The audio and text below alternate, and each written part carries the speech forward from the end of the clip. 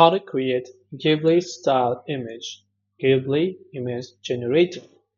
In order to create a Ghibli style image on ChatGPT, you need to have, first of all, the premium subscription, either the Pro or the Plus version.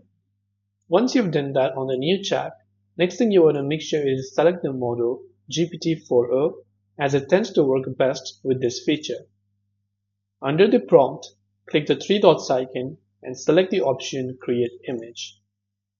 Once you've done so, you can upload an image that you want to convert to Ghibli style. So you can hit the plus icon here, and then you can go ahead and then upload from computer or do whatever else, or you can just add in your own prompt to create a random Ghibli image.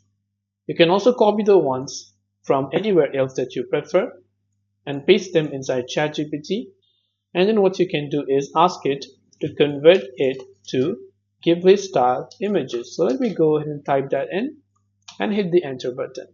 Once I've done that, it will take a while for ChatGPT to process the changes, but then after certain minutes, it will successfully convert the image, which is the exact same image, and it's a great feature by the way, and convert it to a Ghibli style image.